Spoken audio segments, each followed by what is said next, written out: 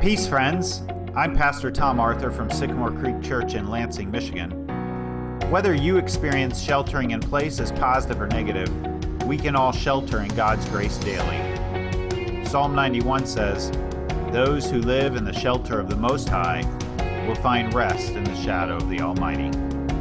Our Daily Shelter is a live video podcast where we interview an expert in one area or topic related to COVID-19 and sheltering in place, so that we can find God's grace for today.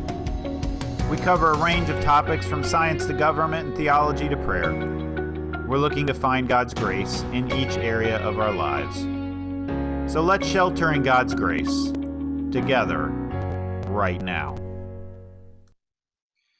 This is the first week of summer break, and it's a welcome relief to parents like me who have been facilitating their kids' learning at home. And I'm sure it's a welcome relief to teachers who had to learn how to teach online. But with the reprieve comes an awareness that this fall our kids will, what will they do? Go back to school, go back to staying at home, and their parents will once again become parapros? Well, parents and teachers are getting a summer break. School administrators are working hard to figure out some answers to those questions. What will education look like in the fall? Today, I'm thankful to have on our Daily Shelter Dr. David Hornak, the Holt School District Superintendent. He's known for his creative work on the year-round school schedule, and we're curious what creative ideas are in the works for education in the future.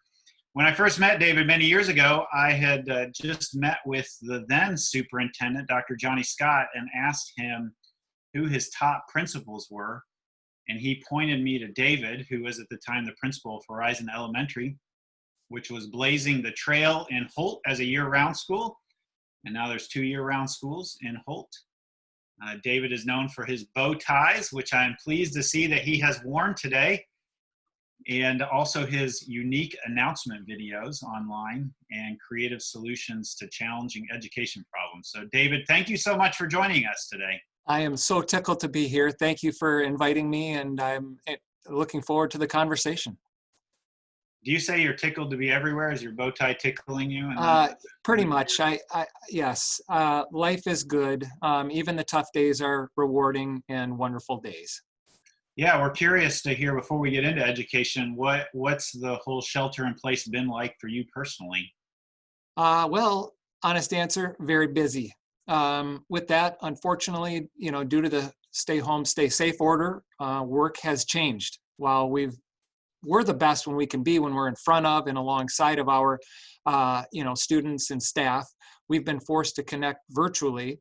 I'm on approximately 6 Zoom calls each day. To that end, I've found tremendous opportunities to reflect at the end of each day. I write a monthly memo for our local newspaper, and reflecting back to April and May, scanning for the good during the middle of the corona pandemic, I was met with countless examples of people helping people. First, once notified we were going to be closed for the rest of the year, our food service director immediately filed an application to gain flexibility to deliver breakfast and lunch to children 18 and under, and as well as young adults 18 to 26 with an individualized education plan at multiple locations across our learning community.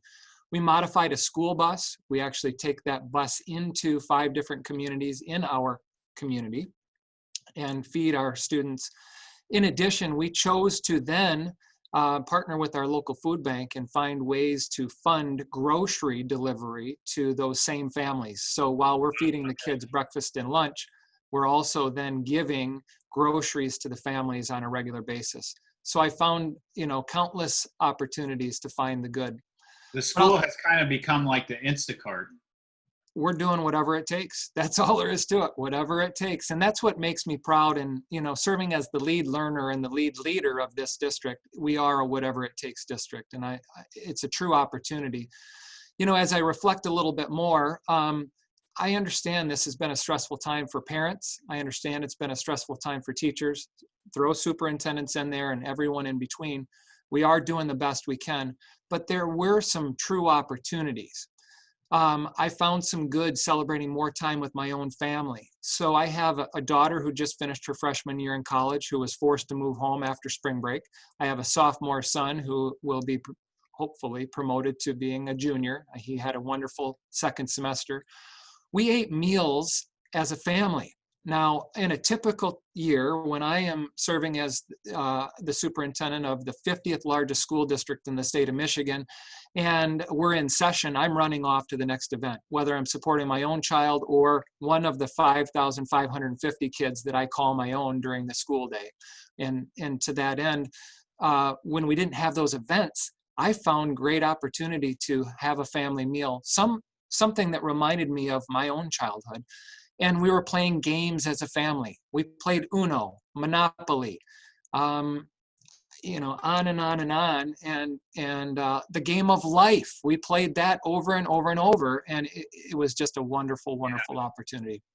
I think there's a little bit of a parallel of being a pastor versus kind of the role that you're in, just in the sense that you're a public figure and there's lots of events you can be at, and yours, I think, is multiplied way beyond mine. I mean, the school district has a ridiculous number of events compared to the number of events that I might attend. But I'm just curious, I found myself asking the question, like, how much of that home life do I want to try to maintain after this whole pandemic is over, and how much do I go back to sort of my regular rhythm? Have you had a similar kind of self-evaluation along those lines? Sure I have, and the balance is in between. To be very honest, I think that we have all become highly connected for many of the right reasons, but there are times where it's difficult to turn off, whether that's technology or opportunities to connect with our public. I worry about our work-life balance in Holt Public. We have 900 employees who are often responding to email as late as they can before they go to bed. And sometimes those emails keep them up at night. I do want to put out there, though, that while I have had some opportunities, I do worry about the students we serve, because school is predictable. It provides shelter, it provides food, clothing, a sense of community. And without access to those things, sheltering in place could be quite stressful for some of our students. And, so I worry about our public. Yeah. So we're here to, I feel like this is a huge privilege that I have to talk with you today. I'm so grateful for you doing this. And it's a privilege, it's a personal privilege, because I got little kids in the Holt School District. They're both at Wilcox Elementary.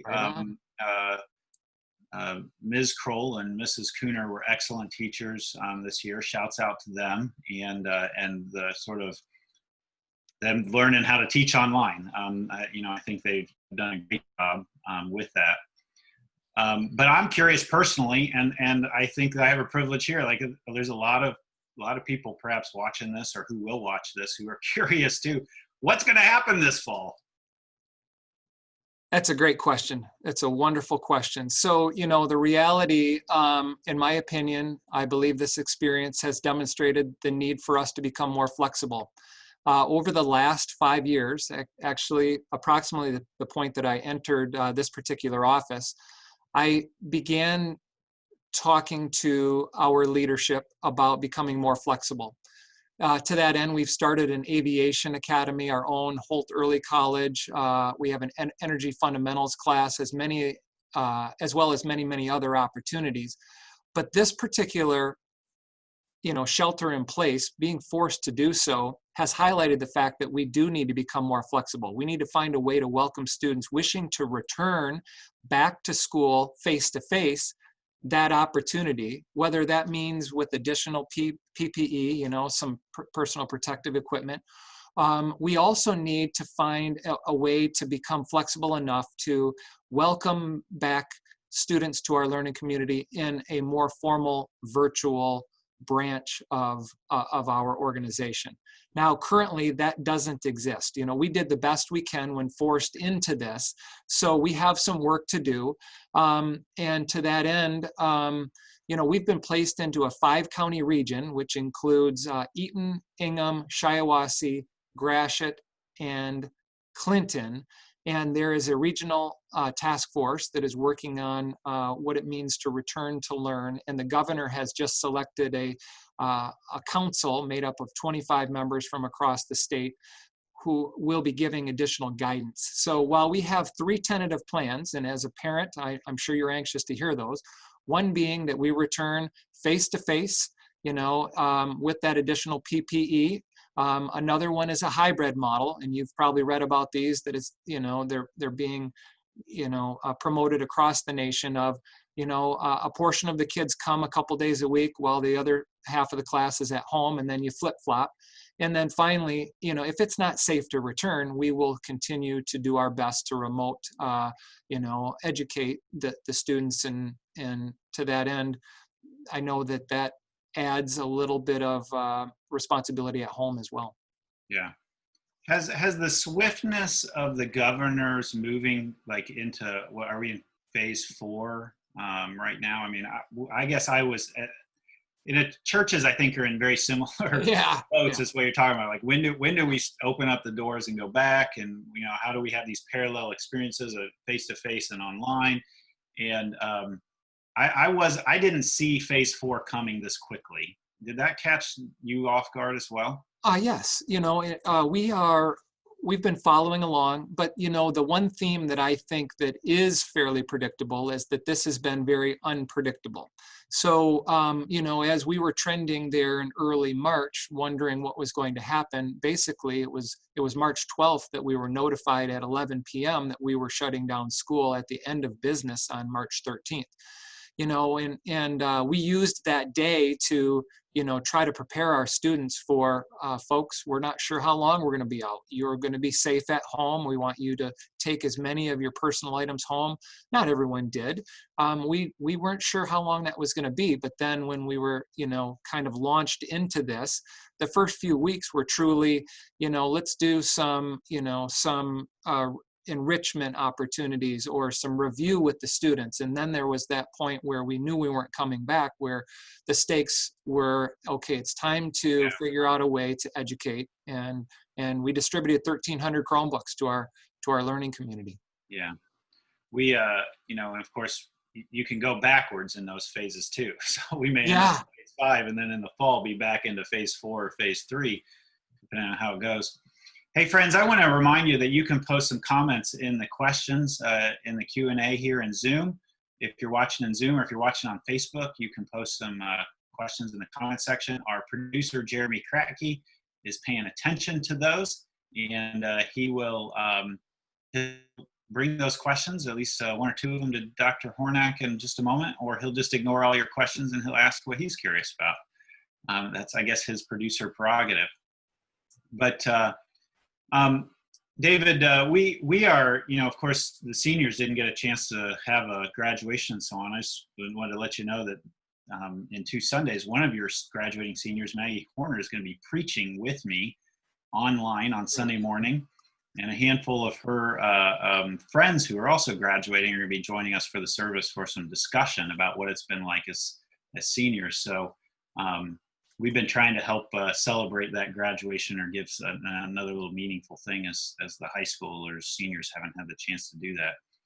And I'm really excited about that. Maggie's done an amazing job preparing for it. So you all have done a good job helping prepare her mind for that kind of thing. Very thoughtful of you, and I know Maggie well. So she worked her way through Horizon Elementary, and to that end, she's one of our best and brightest. Yeah. So Dave, I'm going to turn the corner here. Our collective awareness of just how deep racism runs in the structures and systems of our society, including our education system, has really grown in the past weeks. I mean, many of us have been working in this for a long, long time, but it seems like the collective awareness of that across the nation has really grown deeply through the tragic events of the last several weeks. The Ingham County Health Commissioners members have pledged to declare racism a public health crisis, which COVID-19 has been a public health crisis. It feels like racism is now being put on the board with that. Brian Metcalf, the superintendent at the Grand Ledge School District, was removed by the school board after making comments on social media that at the least were careless and at the most belied a deep-seated intentional or unintentional bias. And as you watched what happened in Grand Ledge, you're watching it from a really different perspective than the rest of us are. You're watching it as a fellow school superintendent. What were your thoughts about what happened there? And how is the Holt School District going to work towards dismantling racism here in Holt? Another wonderful question. You know, as I reflect on the events the past couple months relating to the death of George Floyd and Breonna Taylor and many, many others, as well as the subsequent demonstrations across the world, I worry about the well-being of our learning community, especially in the absence of the opportunity to reach out and physically support one another. You know, we are, in a typical year, we would be able to process these events in person, in our classrooms, in our schools, and in our learning community. And unfortunately, due to the need to social distance, we're unable to be together. And I'm in deep pain because, you know, we want to do this. We want to process with our learning community. While we're not able to embrace and process these difficult times in person, you know, I'm encouraging everyone to find ways to connect with colleagues and students and neighbors. I do want to make it widely known that our Holt Equity and Access team, we call it HEAT, also known as our Diversity Task Force, has met virtually recently, and we started to process and brainstorm. So this is an existing organization, or, you know, a task force. Back when I was... Yeah. I think that we have members of our church who are on that. Erin Umstead is one significant one. So yes, yep. So she's a wonderful member of that task force. We're committed to changing the culture and climate in Holt Public to be more inclusive and just in everything we do. But we're going to need everyone's help. Okay, so while we're still working on some actionable items, and you know, we don't exactly know what the next step is today, the team will be communicating more with our public in the future. I'm thrilled to hear that the Ingham County leaders are proposing to label racism as a public health crisis. It's true. Let's take it on. And I'm also tickled, as one of my favorite words, to hear that, you know, one of the treatments potentially listed is education as a priority to help impact that crisis. You know, and then just to kind of bring this to a close, as a leader of our learning community, I recognize that I have work to do. Okay, so therefore I've created an individual development plan focused on building a culture of inclusion, combating the injustice found across the community, and I urge each of our members of our learning community to reflect on racial humility and consider, starting a plan or some type of an action on their own. Black Lives Matter in Holt Public Schools. Do you, when you say an individual development plan, you mean you've created your own sort of syllabus for learning to growing yourself? Is that what that means? Yeah, so I was just looking for it. You know, I have some things that I want to start with based on David Hornak and my reflective nature. And I just think that if we all can document some actionable steps individually, that's a wonderful place to start. Everyone enters at a different point. That's all there is to it. For me, it's where I believe I need to be. But I would urge everyone to just spend a little more time thinking about this.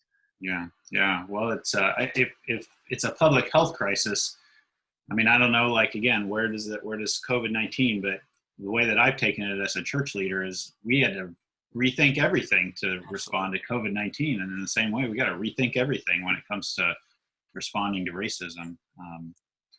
So I'm very curious to see how that will play out over the years. So Jeremy, you've been paying attention to the questions or the comments, and what are people curious to ask Dr. Hornak? Great. Thank you, Dr. Hornak, for being with us today. First of all, I love the bow tie. 5 minutes before my brother got married, he came up to me and says, "How do you tie a bow tie?" And I said, "I don't know how the hell to do that." So we looked it up on Google and we got it done. No, so I tried for about 18 months to tie, and I kept watching it on YouTube, and I just couldn't figure it out. All of a sudden it clicked. For you guys to get that done in 5 minutes, I must have been missing something. Well, the hidden secret is my wife was there making sure it happened, so she did it. All right. Got it. Let's let everyone believe that I helped him out. Right on. All right. So a young mother asked this question on our Facebook platform today for you, and you may have addressed it to some extent, but maybe localize it for the individual family. And it says, as a parent who may have to work full time if we shut down again, how can we navigate schooling? Daycares just aren't equipped to facilitate formal education. What advice would you give to a young family?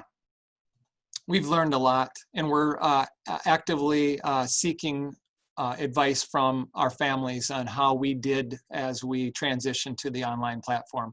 I can tell you that we are working. There's going to be another memo coming out from Holt Public Schools that we're working to slowly reopen our childcares.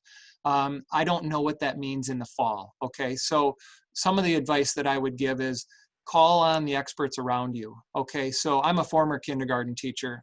If this particular family needs some additional assistance, give us a call. While I might not be able to answer the question, I should be able to route the question to the right people to offer support. As I mentioned, it's very possible that child care comes back in some fashion in the fall, as compared to the hard shutdown that we did experience. We hope to reopen that portion of our organization in the next 2 weeks, especially for those that are deemed essential employees. Mm-hmm. Yeah, that whole thing, Sarah and I navigated that partly because Sarah is a writer. She's an author. She's written lots of books, but she doesn't have a deadline right now. So she was, entirely free. But a family that doesn't have that kind of freedom, I just can't imagine having tried to navigate this whole 2 or 3 months with that. And then insidious part of it was that, we were originally helping another student down the street in our neighborhood whose family is English as a second language, and he was at our house each day, and we were providing sort of the facilitating while they were working. Then I got some symptoms, which ended up just being a cold. Okay. But then he couldn't come to our house anymore, and then the whole thing collapsed on itself. So you can't, neighbors were not even able to help neighbors in this. It was really a challenging moment, not just for the school district, but for neighborhoods and neighbors. Yeah, so I've said this many times, none of us were prepared for this, and you can't go through any educational program, and I could reflect on my own experience. Not once did we talk about leading during a pandemic. It just didn't happen. So I give a great deal of credit to the families for the impact and actually everything that they had to do during this time. And they've impacted their children, in a wonderful way, trying to support them at home. Yeah. Jeremy, I think there's at least one more question. Yeah. Dr. Hornak, here's another one that came in, and then I have a playful question after this one, okay? Right. Here's the first one. Does the Racial Equity Task Force have information available to parents within our community? So part of the thing that we brainstormed this past week is that we need to be communicating more with our learning community. So there were people that joined us that afternoon who maybe didn't know that we've been meeting for years. The name might throw people off just a little bit. We are the Holt Equity and Access Team, also known as the Diversity Task Force. Well, when you hear Holt Equity and Access, for some, that's clear. People say, okay, here's the deal. This is going to be a group that's taking on all equity and access issues across the district. For others, that might just kind of breeze on by, and they might not necessarily, process that that's something that they might want to join or participate in or receive correspondence from. So stay tuned on that. Once we have some actionable steps lined up, the team will be communicating more in the future, and we're going to be hopefully a little more outgoing in terms of sharing some messaging. David, one of the things that when I watched, I don't know if you watched the Black Lives Matter event with the mayor a couple weeks ago. Oh, I didn't know. One of the things that one of the things I sensed that was just a deep frustration with the mayor of Lansing by the Black community was a feeling of like delegating these things out to committees or so on, and not being willing to say like something, like this is where I want us to go. So talk to us a little bit about how through this, like you see your leadership style as far as like working with this team versus like casting your own vision as a superintendent. How do those two things work together? That's another great question. So I truly believe in a shared leadership model. I have been sitting on this team since I was a teacher. So I've been in the district 26 years. Now, there were a few years that this particular task force was on hiatus, but we restored it several years ago. And to that end, there are many, many smart people in the world. And one of the researchers that I have read more than once says, call on the experts around you. And so that's what we're doing. Okay, so we have wonderful members on this task force. Many of them they're all bright. They have great ideas. And so we are going to be co-constructing the vision for, where we're going to be taking Holt Public in the future. Mm-hmm. To that end, we have a lot of work to do. And for us to say that, everything's good, that's not true. Okay, I'm just going to say it again. We have a lot of work to do. Mm-hmm. Yeah. Thanks. So I have one question for you. First of all, you're really articulate, and if I don't have children in your district, but if I did, I'd be really proud. Thank you. You do a fantastic job, from what I gather from people who live there in Holt. Real quick, we often say around Sycamore Creek, and in what Tom and I do, we often remind volunteers that they're human beings before they're human doings. Could you tell our listening audience, tell us 2 or 3 things that you like to do as hobbies? Let us get to know our superintendent a little better. Hey, you bet. So you can find me any day, maybe 5 to 6 days a week, jogging through our learning community. I'm either on the Ram Trail or making my way through West Campus schools. And either way, I run 4 to 5 miles each day, and then jump that up on the weekends, usually taking Sundays off. However, this past Sunday, we went out for 3 miles. The other thing that I enjoy doing, but I haven't had much opportunity. So before I had my own children, I used to love to golf and fish. And when I became a father, both of those basically went on hiatus because I'm addicted to being a dad. I truly, truly, truly love, serving as a parent. I love serving in this learning community. I'm addicted to serving Holt Public Schools. I deeply, deeply love this district, and we're in pain right now. We need, to create an action plan. We need to come together and call on the experts around us and support one another through empathy and compassion. David, thank you so much for talking to us today about education. We've come to the point in our show that we call Co-Video Conversations. It's the segment of our podcast where we unleash Jeremy. We let him out of his producer cage to lead the conversation, and he shows us a video, and we have a conversation about it. Jeremy, what have you got for us today? Well, I'm sure there's some things as a superintendent that drive you crazy, but maybe not this crazy. Let's take a look.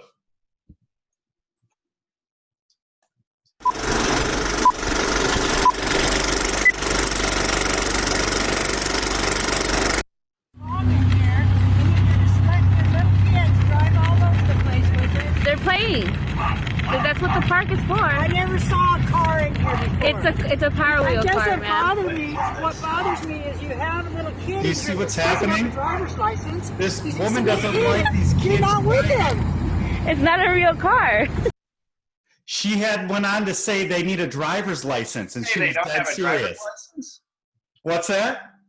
Did she say they don't have a driver's She license? said they don't have a driver's license and was upset about that. Ugh. Was that video taken recently? Yes, it went viral. Dr. Hornak, have you seen that video yet? No, but I have seen kids on my block, and you know what? They don't need a driver's license for that. That is going much too slow, and it is all, it's a toy. Yeah. There's this phenomena happening where I've had this happen now at least, a handful of times where I'm out with my kids and it feels like something is like a dam has broken where people are very willing to tell parents what their kids are doing wrong. I've never had that happen really. And it's like happening regularly. Something about this pandemic has got everybody's anxiety up. And I mean, I would hesitate to believe that our police forces or task forces in our communities are going to take time to come to the play structure to say, where are the kids' license? I just found that rather humorous in a time where we need a little bit of laughter. It was funny. Lord have mercy. David, how can people keep up with you if they'd like to contact you after this? I receive a lot of email. I think we talked about that off the air. Email is dhornak@hpsk12.net. That's Holt Public Schools K12.net. We're pretty active on social media. You can find us on Facebook at Holt Public Schools, on Twitter at Holt Public SCH, and on Instagram, Holt Public. And to that end, our website is hpsk12.net. So I love engaging in conversations like these. I would encourage the public, if you're not sure about school moving forward, give me a call. If you're not sure about how to enroll, give me a call. We are here for you. Check us out on social media. Send us an email. We're excited to engage. Yeah. For as much email as I imagine you must get, you responded very timely to our request to join us today. Thank you so much. So. Thank you. I'm sure there's someone out there saying, "What? Hornak hasn't responded to me yet," but I'm working on it. Okay, that's the thing. It may take me a day or two, but I will respond. Well, it sounds like you just need to answer email while you're running. I mean, just multitask. So I do get up early in the morning to try to handle that before we even make it into the office. At the end of the day, these days I get another hour or two of sleep. In the winter, I'm getting up in the 3s to go check the road conditions. And it's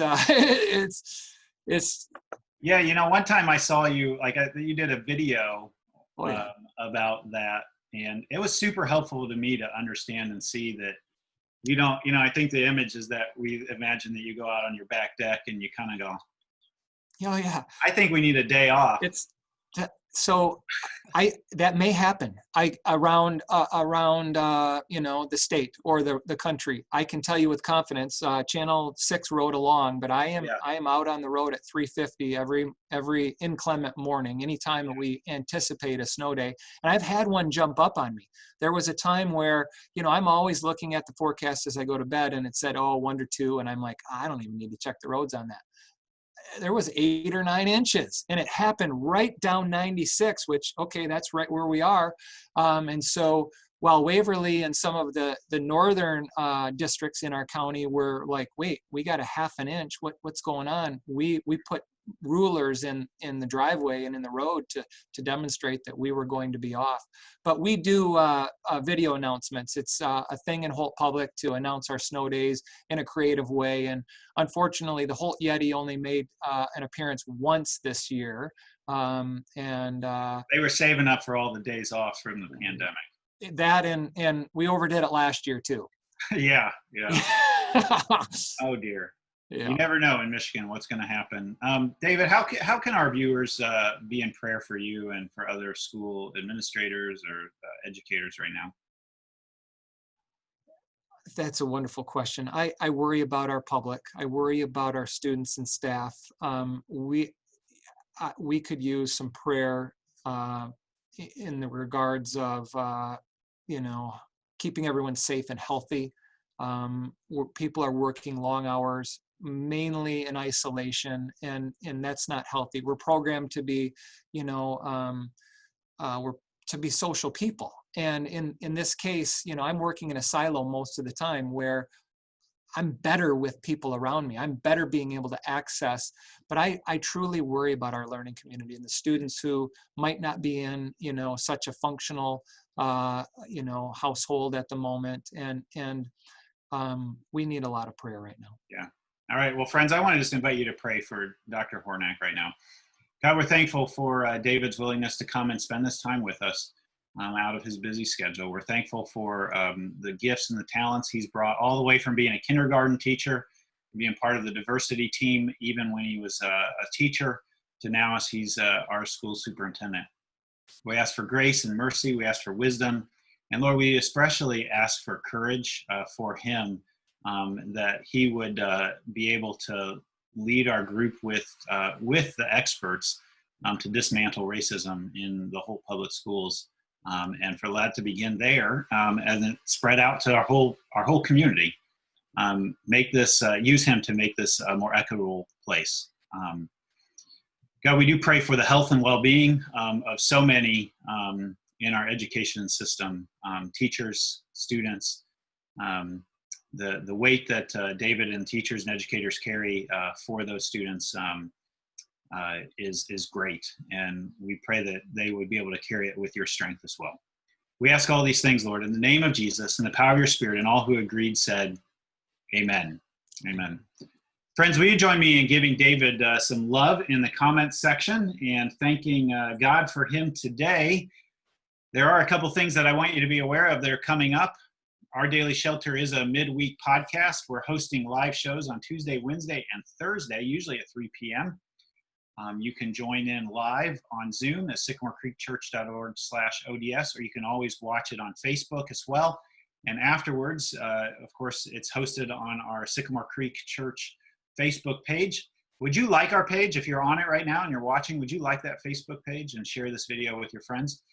We also post them out on YouTube if you'd prefer to watch them afterwards on YouTube. And while you're on YouTube, subscribe to our channel.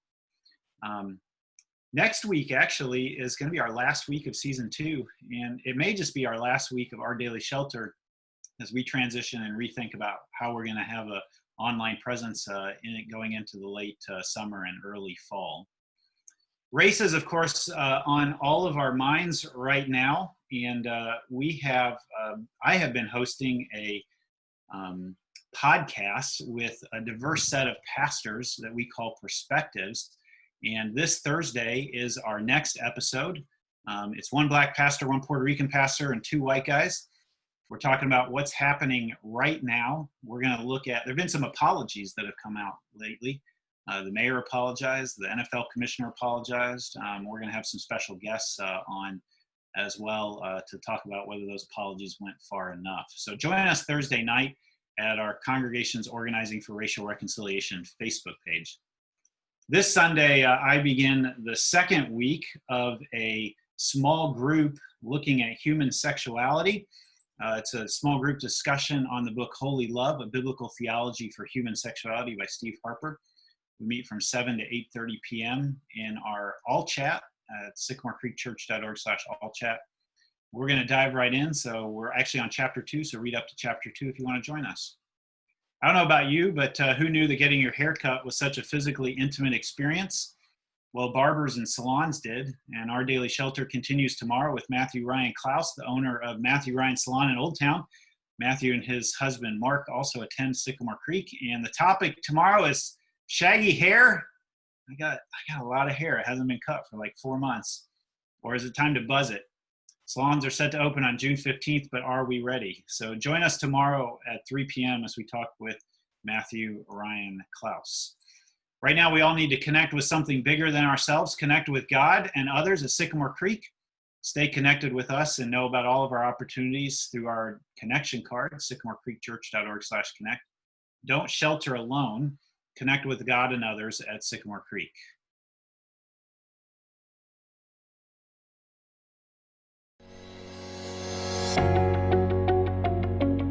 Friends, you've been watching Our Daily Shelter, a daily-ish live interactive video podcast and ministry of Sycamore Creek Church in Lansing, Michigan.